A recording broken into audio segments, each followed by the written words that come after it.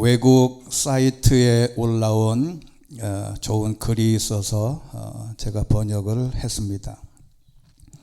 8가지 삶의 진실이라는 아주 좋은 단문인데, 첫 번째는 어머니 외에는 누구도 진짜가 아니다. 영문에 보면 Nobody is real in this except mother. 어머니 외에는 이 세상에는 진짜가 없다. 여러분, 세상에는 사람들이 참 많아요. 친척도 많고, 또 회사에도 친구도 많고, 학교 가면 동료들도 있고, 직장에서 수많은 사람들과 얽히고 설켜 있는데, 그런데 그 많은 사람들 가운데에는 어머니 외에는 진짜가 없더라는 것이죠. 이것은 외국에 해당하는 글인데 우리나라에도 똑같습니다. 그 이유를 밑에 있는 7가지의 내용을 쭉 나열하면서 왜 어머니가 진짜인지를 설명하는 내용입니다. 두 번째는 그래서 가난한 사람은 친구가 없다. 여러분, 사람들은 친구라고 명명하는 사람들을 가만히 보면 가난한 사람은 친구가 거의 없어요. 사람은 이기적인 사람이라 나에게 조금이라도 뭔가 유익을 주는 사람하고 좀 친하려고 하지, 밥 한 끼라도 사줄 수 있는 사람하고 친하려고 하지, 가난한 사람들하고는 어울리고 싶은 마음이 없다는 것이죠. 성경에도 탕자의 이야기가 있어요. 아버지가 아버지 재산을 팔아달라고 해서 미리 유산을 정리해서 몽땅 팔아서 외국으로 갔는데, 가자마자 친구들이 벌떼처럼 날려들. 그런데 돈 떨어지니까 다 떠나서요. 그 다음에 누가 생각이 나요? 엄마 아빠가 생각이 나서 귀향했다더라는 게 성경의 이야기입니다. 그리고 사람은 세 번째는 좋은 생각을 좋아하지 않고 잘생긴 외모를 좋아하더라. 사람들은 평등하고 공평하다고 하지만 사람들은 좋은 생각을 가지고 건전한 사람들을 좋아하지 않습니다. 여러분, 세상에는 정직하고 아주 의롭고 건전하고 생각이 좋은 생각을 갖고 있는 사람들이 우대받을 거라고 생각하면 안 됩니다. 옛날이나 지금이나 서양이나 동양이나 똑같습니다. 사기치고 거짓말하고 남을 속이고 거짓으로 살아도 사람들은 전혀 싫어하지 않고 좋아해요. 이게 세상의 논리입니다. 다만 잘생기면 됩니다. 이게 얼굴이 일단은 이 페이스, 얼굴이 그래도 봐줄만 해야 돼. 어디 가서 얼굴이 좀 못생기면 반은 먹고 들어가는 것 같아요. 그리고 네 번째는요, 사람들은 사람이 아닌 돈을 존중하더라. 이게 서양이나 우리나라나 비슷해요. 사람들은 사람보다 돈을 더 존중하고 사랑한다. 그래서 예수님께서도 말씀하셨습니다. 너희가 하나님과 재물을 겸하여 섬길 수 없다. 이 말은 재물을 하나님과 동격으로 좋아할 수도 있다. 어디 가나 이 진리는 진리 같습니다. 그리고 다섯 번째는 당신이 가장 사랑하는 사람이 당신에게 가장 큰 상처를 줄 거다. 여러분, 옆집 아저씨가 여러분에게 상처 주는 일은 없습니다. 옆집 아줌마가 여러분에게 상처 주는 일은 없어요. 전혀 모르는 사람이 와서 상처 주는 일이 없어요. 누가 제일 많이 상처를 주냐면 가장 가까이에 가장 사랑하는 사람에게서 상처를 받더라. 가장 가까이 있는 사람이 상처를 준다는 것은 여러 가지로 해석을 해야 되지만 여기에는 깊은 의미가 있어요. 그 다음에 여섯 번째는 진실은 간단하다. Truth is simply 간단해. 그러나 설명하려는 순간에 어려워진다. 이 말이 진리 중에 진리입니다. 진리는요, 심플하고 간단합니다. 설명이 길어지면 가짜예요. 거의 100% 맞습니다. 설명이 길어지고 자꾸 뭔가 부연 설명하는 거 보면 다 다 가짜예요. 여러분 세상의 모든 재판 과정이나 세상의 모든 과정을 보면 설명이 길어지고 들어도 잘 모르겠고 복잡하면 다 가짜예요. 여러분 진실은요 아주 간단합니다. 명백해요. 완벽합니다. 길게 설명할 필요가 없어요. 그 다음에 7번째는 당신이 행복할 때 당신은 음악을 즐기지만 슬플 때는 당신은 가사가 이해된다. 여러분 이게 진리 중에 진리예요. 여러분 사람들이 어르신들이 되어가면 갈수록 뽕짝이라고 하는 트롯을 왜 좋아하는 줄 아십니까? 뽕짝 가사를 보면요 다 내 얘기 같아요. 어떻게 저렇게 기가 막히게 내 얘기를 써놨는지 몰라요. 그게 이해되면 벌써 나이가 들어간다는 거죠. 여러분 보통 젊은 아이돌이 그냥 TV에 나와가지고 반쯤은 벗고 남자도 여자도 펄떡펄떡 뛰고 저게 가사가 뭔지를 못 알아듣는데도 사람들을 좋아하는지 왜 좋아하는 줄 아세요? 가사는 상관없거든요. 그냥 리듬만 좋지 일단 가사가 귀에 딱 들어오는 순간에 이제는 그 사람이 어려워졌다 그런 얘기입니다. 여러분 언젠가 제가 한번 말씀을 드린 적이 있는데 제가 흥해 소망교회에 있을 때 어떤 집사님이 한 3년 동안 제가 설교했었는데 갑자기 이분이 나가시면서 그러더라고요. 목사님 요즘에는 목사님 설교가 너무 잘 들려요 그러더라고요. 그래서 제가 가슴이 덜컹 내려앉았어요. 벌써 내가 3년 동안 설교를 했는데 처음으로 그 얘기를 하는 순간에 무슨 생각이 드냐면 저 양반이 지금 문제가 크게 생겼구나. 여러분 삶이 곤고하고 힘들면 설교가 잘 들립니다.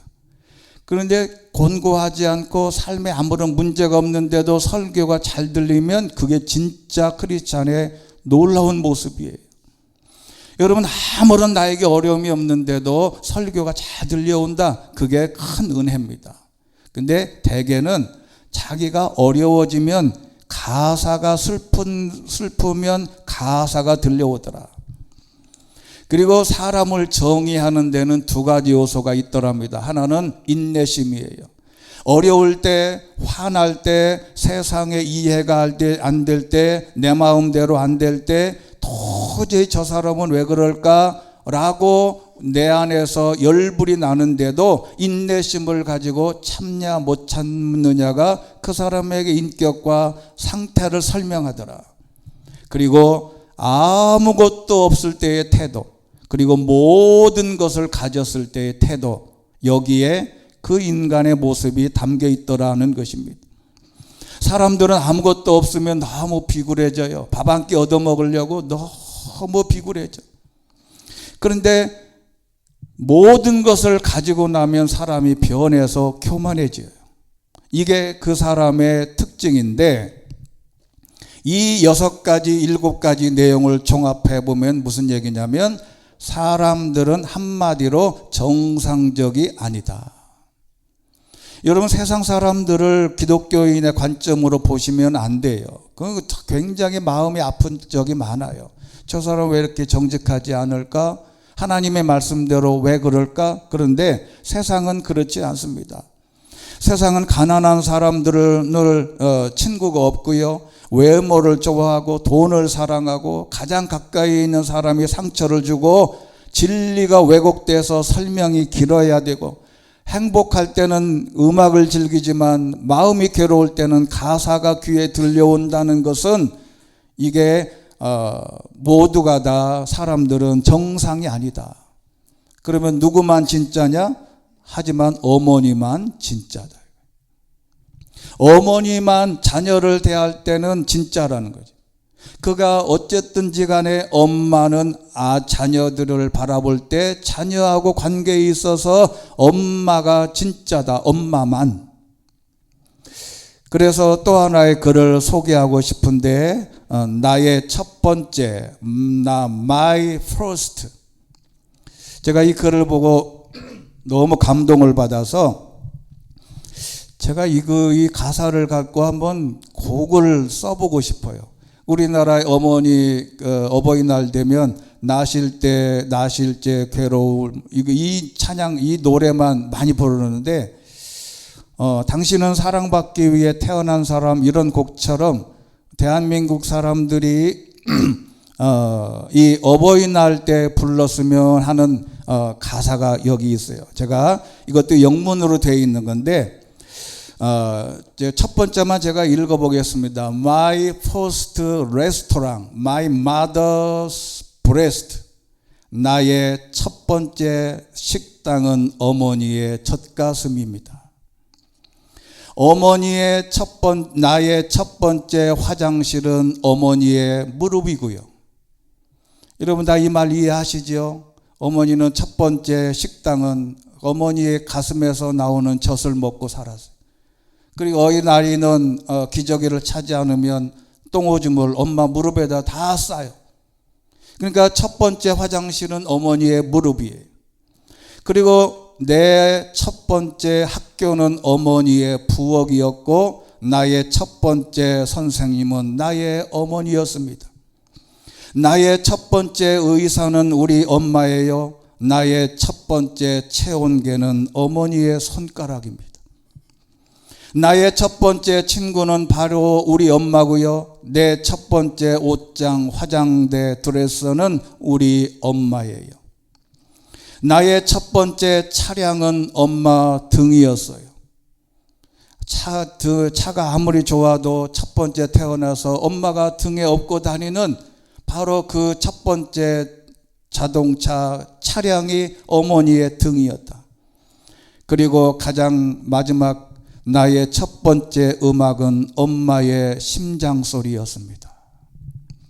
엄마 품에서 어머니 젖을 빨고 똥오줌을 어머니의 무릎에 싸질러대고, 그리고 모든 아프면 엄마가 손을 얹고 아픈지 아는지 살펴야 되고, 모든 요소를 다 점검해 보면 모두가 다 어머니의 몫이었다. 저와 여러분은 다 어머니의 이러한 희생 덕분에 오늘 이 자리에 있는 것입니다. 모두가 다 어머니를 예찬하는 글인데, 첫 번째 음악 어머니의 가슴에 묻혀서 어머니의 심장 소리를 들으면서 살아온 우리의 모든 모습이 아니냐. 그런데 시간이 가면 다 잊어버려. 저 혼자 잘한 줄 안 거든. 엄마가 해준 게 뭐 있냐? 엄마가 해온 모든 과정은 자기가 직접 보거나 느낀 점은 미리 어려서 다 잊어버려. 그래 놓고 마지막에 다 장성한 사람이 됐으면 본인만 깔끔한 척해. 그래서 오늘 말씀을 기억하라는 겁니다. 잠언 23장 22절 말씀 같이 한번 읽겠습니다. 시작. 너를 낳은 내 아버지의 말을 잘 듣고 내 어머니가 늙더라도 무시하지 말라.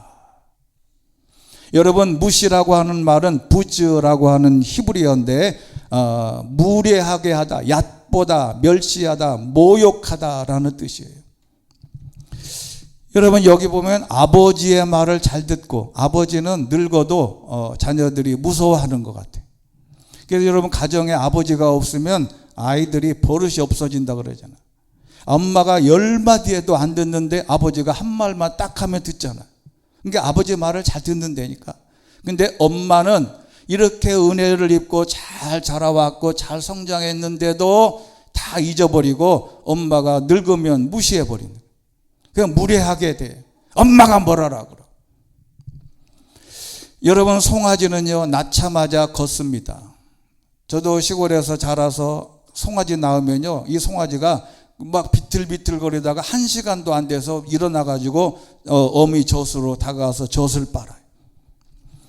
근데 이거를 생물학자들이 연구해 본 바로는 사람은 본래 약 한 18개월 정도 몸 안에 있어야 된답니다. 그러니까 송아지처럼 얼른 자라가지고 낳자마자 걸어야 돼. 그런데 형편상 어머니의 골반을 통과할 수 없어서 9개월 만에 미리 내보내는 거예요, 세상으로. 그러니까 세상에 나온 이 어린애는 이미 뱃속에서 9개월 있는 것처럼 엄마의 도와주지 않으면 절대로 못 살아요. 여러분, 사람은 9개월 동안 낳아서 엄마의 손길이 없으면 1%도 못 살아요. 절대로 못 살아요. 왜냐하면 뱃속에 있는 것처럼 생각되니까. 그래서 엄마의 돌봄이 없으면 죽습니다. 그래서 그렇게 태어나서 걷기까지 정상적으로 생활하기까지 10개월을 전적으로 누군가의 돌봄이 필요하다. 근데 요즘에는 남자들도 자녀 양육하는데 안 도와주면 여자들이 굉장히 기분 나빠. 요즘에는 옛날에는 다 어머니가 다 길렀는데 요즘에는 어린애 낳는데 혼자 보라 그러면 나 여자들이 가만히 있는 사람이 없다네. 그거 내가 안 봐서 잘 모르겠으나 여러분 그 돌봄의 첫 번째는 공로자는 당연히 엄마입니다. 여러분 율곡 이이는 우리나라 5,000원짜리 지폐에 들어가 있는 사람이에요. 5,000원 보니까 갖고 싶지요? 제가 요거 카톡에 올려줄 테니까 인쇄해서 써도 됩니다. 이게 5,000원짜리인데 여기에 우리나라의 돈에 들어가 있는 사람은 아주 훌륭한 사람들이 많이 들어가 있어요.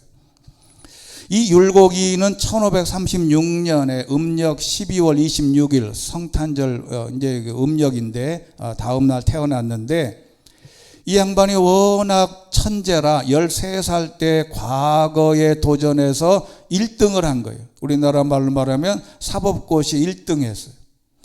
그런데 9번을 도전했는데 장원급제를 9번을 다 했다는 거예요. 그래서 제가 왜 그랬을까? 우리나라는 한 번만 장원급제하면 되는데 왜 그 9번까지 해서 왜 다른 사람도 1등 못하게 지 혼자만 1등 해서? 라고 생각할 수 있는데 가만히 제가 묵상을 해보니까 이유는 딱 하나더라고요. 열심히 노력을 하고 열심히 공부해서 자신이 학습하는 능력을 계속 지속한 것을 증명해보고 싶지 않았을까. 그래서 9번 과거를 봤는데 다 장원급제를 한 거예요. 근데 1551년 16살 때 어머니가 신사임당 어머니가 죽었어요. 그래서 옛날에는 어머니 무덤에 묘막을 짓고 이 16살 율곡 이이가 3년 동안 어머니의 영혼을 위해서 산소 옆에서 살았어요. 여러분 그걸 혹시 어르신들은 기억할지 모르지만 옛날에 그런 저도 시골에서 본 적이 있어요. 아주 어릴 때. 왜냐하면 누가 아버지가 돌아가시면 아들이 그 옆에다가 텐트 같은 움막을 지어놓고 하루 종일 아이고 밤 하루 종일 그러는 거예요. 그 점심때가 되면 부인이가 밥을 해갖고 가. 그래서 밥을 먹고 또 거기 가도 3년을 그렇게 하는 거예요. 그래서 그 다음에 탈상을 한다 그래요. 3년을 이 율곡 이이가 그랬어요. 근데 이 아버지한테 아마 심사임당 어머니가 유언을 했던 것 같아요. 당신은 재혼하지 마라 그랬는데 어머니의 유언을 물리치고 재혼을 해버렸네. 율곡이 6살 때 10년 만에 아버지가 또 돌아가십니다. 그런데 새엄마와 10년을 살았는데 이 새어머니 이름은 권씨인데 이 사람이 후처가 아니라 첩이었어요. 그런데 이 권씨가 술을 좋아하고 성격이 괴팍하고 조선 최고의 어머니 심사임당 밑에서 교육받은 율곡에게는 재앙이었어요. 19살의 새어머니 권씨를 견디다가 못해 집을 나와서 금강산으로 들어가 절에 들어가 버렸어요. 오랫동안 율곡을 괴롭혔습니다. 툭하면 방바닥을 두들게 되면서 시위를 하지 않나 빈 독에 머리를 쳐박고 동네가 다 듣도록 통곡을 하지 않는다. 괜한 트집을 잡고 우리 율곡이가 불효자라고 동네방대 악을 썼어요. 왜 그랬을까 생각을 해보면 현대적으로 분석해보면 젊어서 혼자가 돼서 이 여자가 이게 히스테리를 부린 것 같아요. 그래서 재혼도 어렵고 혼자서 살아야 하니 답답하고 힘들어서 아들한테 오로지 아들 하나 반 자기가 낳은 아들도 아닌데 거기에다가 앙탈을 부린 것 같아요. 그런데도 율곡이인은 아무런 잘못이 없음에도 불구하고 권씨의 방문 앞에서 꿇어앉아서 어머니의 마음이 풀릴 때까지 용서를 빌고 또 빌었답니다. 하루는 그것도 모자라서 권씨가 목을 매달아 자살하려고 소동을 벌이다가 그 후유증으로 사흘 동안 알아 누웠을 때도 여전히 그 율곡이인은 손수 약을 다려서 바치면서 권씨를 극진히 간호했다고 합니다. 그래서 드디어 이 새어머니 권씨가 율곡의 한결같은 사랑에 감동을 해버린 거예요. 그래가지고 착하고 아름다운 심성으로 변화돼서 나중에는 율곡의 덕을 사모한 나머지 율곡처럼 자신도 살겠다고 다짐하고 나중에는 아주 기독교적으로 말하면 새롭게 태어난 거죠. 예수를 안 믿었는데도 율곡 이이가 얼마나 성심성의껏 다 했습니다. 근데 이 사람은 왜 이렇게 됐냐? 누구 덕분이냐? 이게 바로 율곡 이이의 심사임당 어머니 덕분이었어요. 여러분, 우리나라의 집회에 어머니하고 아들이 들어간 예는요, 세계 역사에도 그렇게 많이 없어요. 제가 보기에는 없는 것 같아요. 여러분, 미국 집회 중에 아버지하고 아들이라든지 엄마하고 딸이 들어간 집회는 못 봤잖아요. 우리나라가 제일 비싼 돈이 얼마짜리예요? 5만 원짜리의 심사임당에 여자가 똑 들어갔어요. 왜 들어갔냐? 그런 아들을 훌륭하게 잘 만들었기 때문에 그렇지 않은가. 여러분, 우리나라의 집회에 어머니와 아들이 들어간 특이한 경우인데 우리나라에는 때로는 마음에 들지 않으면 데모도 하고 이의를 제기하는 사람들이 많은데 어머니가 5만 원짜리 그 다음에 아들이 5천 원짜리 들어가 있는데도 이의를 제기하지 않는 것을 보면 신기하고 그만큼 심사임당과 율곡이가 훌륭하다는 거지. 아들을 잘 길러낸 어머니의 공로가 커서 5만 원권에 들어갔다고 생각합니다. 자, 그러면 정리해 보세요. 율곡이가 그런 효자와 그런 아름다운 성품을 갖게 된 것은 누구 때문이다? 어머니 때문이다. 그러면 어머니가 그렇다고 해서 다 율곡이처럼 되냐? 그렇지를 않거든요. 세상에는 심사임당 같은 사람은 너무너무 많아요, 사실은. 여러분, 여기 앉아있는 우리 어머니들도 다 입은 못지 않는다니까요. 그런데 왜 율곡이 같은 사람이 안 나오냐? 이것은 그 아들의 영역이다, 이 얘기죠.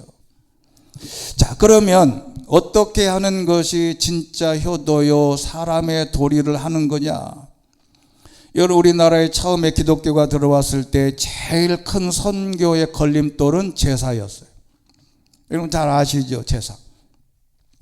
저는 다행스럽게 모태신앙이라 아버지가 목회자라 한 번도 제사를 드려본 적이 없는데 이 제사 때문에 교회의 복음이 전파되는데 엄청난 지장을 받았어요. 이 제사의 기원은 샤머니즘을 바탕으로 한 자연 숭배와 연관이 깊은데 제사는 효도의 꽃으로 알려져 있어요.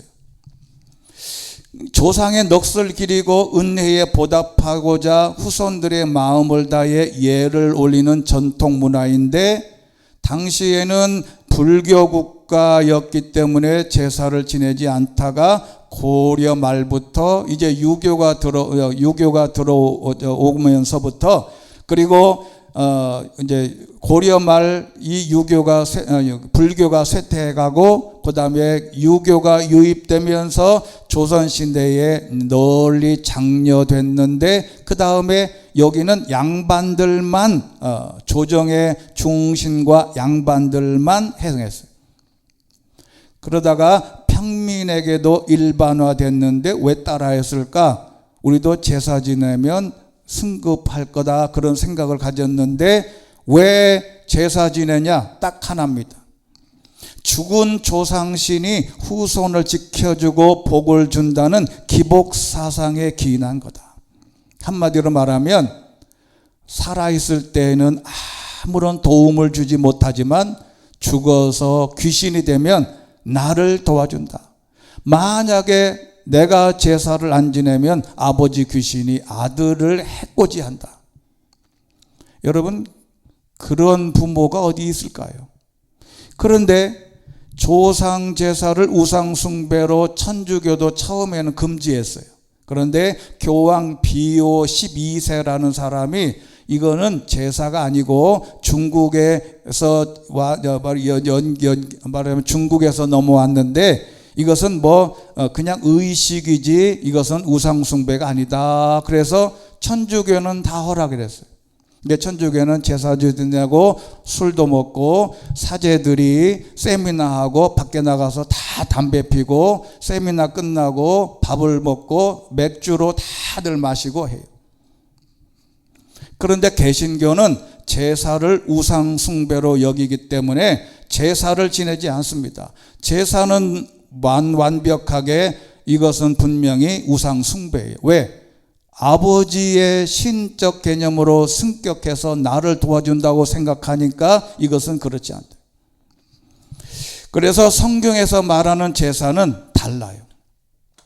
여러분, 출애굽기에서 이스라엘 백성들이 애굽에서 나와야 될 조건을 말할 때 무슨 이유가 뭐냐면 저희가 광야 3일 길을 가서 저희 하나님 여호와께 제사를 드리게 해달라.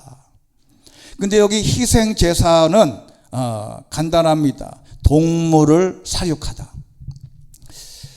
죽이다, 제물을 죽이다. 왜 죽이겠습니까?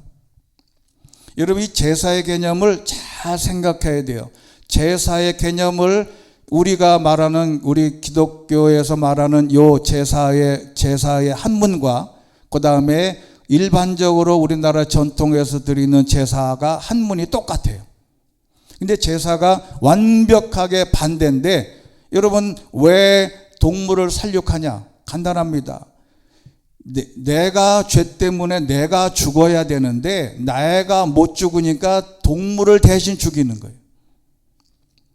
그러니까 이 희생제사의 뜻은 뭐냐면 기독교의 제사는 나를 죽이는 거고 우리나라의 전통적인 제사는 나에게 유익을 주기 위한 도구다. 그러니 완벽하게 반대다. 그래서 우리의 제사는 내가 희생한다기보다 나의 안녕과 복을 위해서 조상의 혼을 기리는 데 초점이 맞춰져 있다면 성경의 제사는 내가 죽어야 되는 희생의 개념, 즉 효도가 뭐냐? 내가 희생하는 게 진짜 효도가 아니냐. 여러분, 제사는 죽어서 정성을 다하는 것은 아무런 의미도 없고 가치도 없고 효용도 없다는 거예요. 어떤 우리나라 그 할아버지가 돌아가시면서 이게 생전에 그 피자, 햄버거, 짜장면 이런 걸 엄청 좋아했대. 그래가지고 이 할아버지가 아무래도 이 젊은 애들이 내가 죽으면 제사를 안 지내줄 거다 생각해서 아이디어를 낸 거예요. 뭐라고 아이디어를 냈냐면, 얘야, 내가 죽어서 너희들이 제사 지낼 때 내 제사상에는 이미 올려있던 저런 거를 올리지 말고 내가 좋아했던 음식을 올려라, 그런 거예요. 그럼 어떻게 하겠어요? 제사 때만 되면 피자, 피자요 하고 피자 배달 와. 여기는 치킨이요, 반반이요 하고 햄버거 다 해가지고 햄버거, 피자, 치킨 잔뜩 싸놓고 제사 지내면 누가 제일 좋아해요? 손자, 손녀들이 너무 좋아하는 거예요. 제사 때만 오기는 그때까지 못 먹어봤던 모든 걸 다 먹을 수 있으니까 얼마나 이 할아버지가 기가 막힌 아이디어를 냈냐. 여러분, 그렇게 죽은 사람에게 좋은 음식을 주면 뭐 해요? 먹는 것은 다 살아있는 사람이 먹기 때문에 가장 큰 효도는 언제 하는 거다? 살아계실 때 하는 거다. 여러분, 먹고 살기 어려울 때 고려장이라는 게 있었어요. 이게 어떤 사람은 일제의 작업이다 그런 얘기도 있는데 아마 사실일 가능성이 많이 있습니다. 우리가 일제 문제만 생기면 일본을 막 이용하는데 우리나라 사람들이 해외여행 압도적 1위가 어디입니까? 일본이에요. 일본을 많이 가요. 근데 요즘에 이제 그 고려장은 현대판 우리 요양원 또 요양병원이 현대판 그 고려장이라고 하는 사람들도 많아요. 이런 우리나라의 요양병원은 회복 가능성이 없거나 고령이거나 때로는 이제 치매에 걸려서 도대체 관리가 힘든 자녀들이 보낼 수는 있어요. 그런데 이 요양원의 부모나 가족을 맡기고 돌아서 본 경향이 있는 사람은 다 알 겁니다. 이게 요양원이 현대판 고려장이라는 말이다. 생애의 마지막 길임은 어쩔 수 없이 받아들여야 되지만 그래도 아쉬움이 있어요. 우리나라의 요양병원은 2021년 기준으로 약 한 4천여 개가 있는데 아마 그 어간에 더 많이 늘어서 한 5천 개 정도 육박할 겁니다. 근데 옛날에 고려장에 있을 때 이렇게 아버지가 어머니를 지게에 아마 모습을 보면 아마 치매일 확률이 많은 얼굴의 모습이지요. 그래 어떤 아들이 기동을 하지 못하고 늙은 어머니를 고려장하고자 이제 지게에 메고 산속 깊숙이 들어가는 참이었어요. 그런데 노모를 업고 가던 아들이 보니까 그 뒤에서 따라오면서 어머니가 나뭇가지를 자꾸 꺾어서 버리는 거예요. 한참 가다가 깎아서 버리고. 그래서 아들이 물어요. 어머니, 마치 이삭이 아버지에게 재물이 어디 있냐고 묻듯이 어머니 그 나뭇가지는 왜 꺾어버리세요? 살아있는 가지를. 그랬더니 길에 표시해 놓으려고 그런 거예요. 그냥 아버들이 이렇게 얘기해요. 아니, 한 번 가시면 그만인데 길을 찾아 무엇 하시려고요? 그러니까 이미 가서 고려장하면 올 텐데 돌아오지도 않을 건데 왜 그걸 꺾어 놓냐? 그랬더니 이렇게 말하더랍니다. 나 때문이 아니라 너 때문이다. 내가 혹시 나를 버리고 가다가 길을 잃고 이 험한 산중에서 헤매이면 어쩌나 걱정스러워서 그런다. 어머니의 위대한 고백입니다. 자녀를 위해서 염려하는 어머니의 장래를 위해서 이상을 심어주는 어머니들이 이렇게 위대하지 않을까?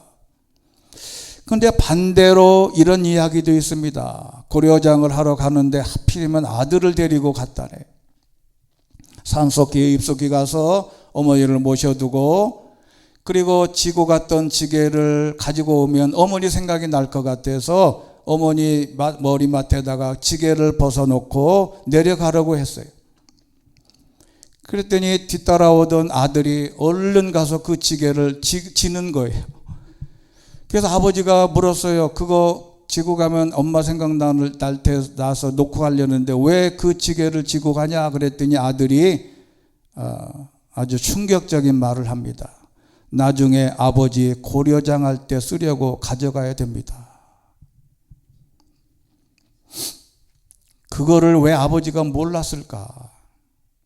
아들이 보기에 나중에 지금 지고 간 아버지를 나도 똑같이 고려장하러 지고 와야 되면 어린 아이가 그 지게가 필요하다고 생각하니까 그 지게를 내가 가져가겠다. 그 말을 듣자마자 번쩍하고 본인이 생각나서 다시 어머니를 집으로 모시고 와서 잘 모셨다는 이야기가 있습니다. 여러분, 부모에 대한 성경 구절은 아주 다양합니다. 레위기 19장 3절 말씀 같이 읽겠습니다. 시작. 너희는 어머니와 아버지를 존경하고 내 안식일을 지켜야 한다. 나는 너의 하나님 여호와다. 아버지 어머니 봉양 못하면서 안식일을 지켜 뭐하냐? 주일 지켜 뭐하냐? 신앙생활하지 해서 뭐하냐? 무서운 성경 가르침이에요.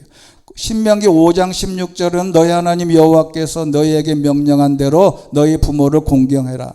너희가 오래 살 거고 너희 하나님 여호와께서 너희에게 준 그 땅에서 잘 될 거다.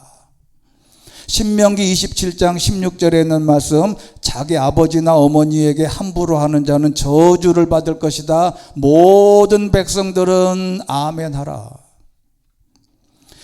잠언 30장 17절은 무서운 말씀입니다. 같이 한번 읽어볼까요? 시작. 아버지를 조롱하고 어머니에게 순종하는 것을 비웃는 사람은 골짜기의 까마귀들이 그 눈을 파낼 것이요 독수리 새끼가 그것을 먹을 것이다.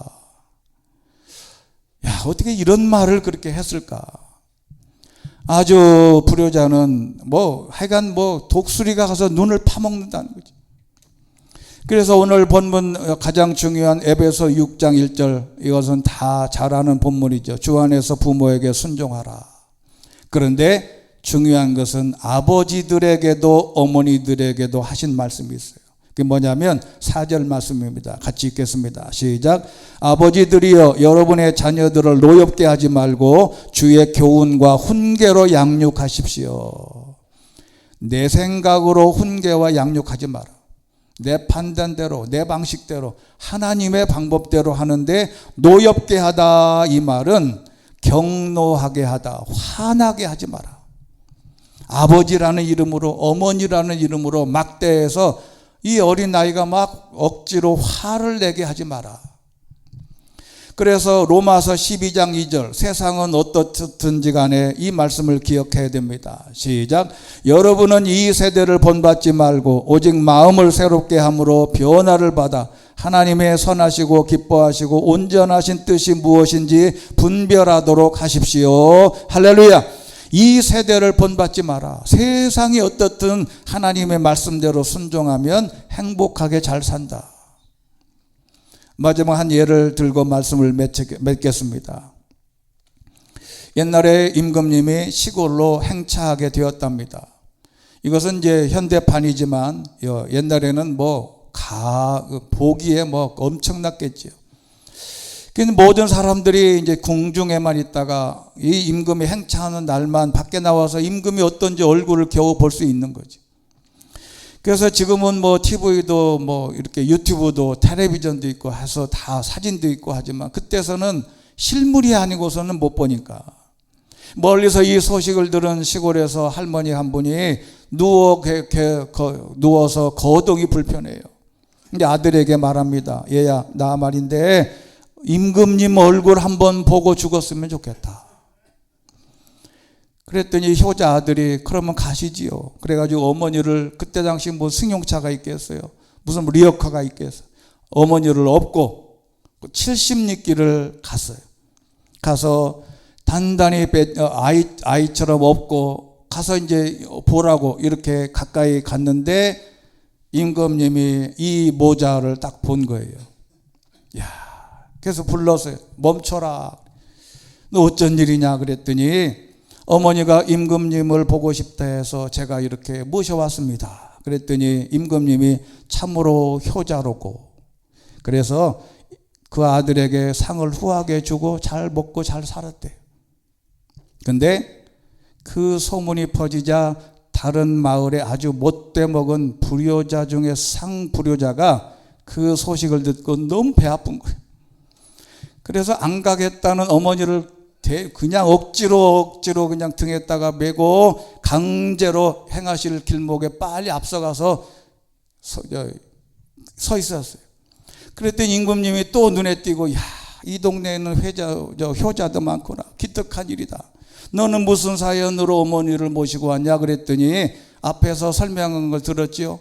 어머니가 임금님을 한번 보고 싶어 죽고 싶어서 모시고 왔습니다. 그랬더니 동네 사람이 다 아는 거 아니에요. 저놈이 아주 뻥이다.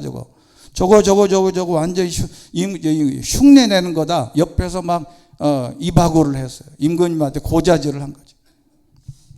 그랬더니 임금님이 껄껄껄 웃으면서 이렇게 얘기했더랍니다. 흉내라도 좋다. 효도를 흉내내는 것만으로도 좋다.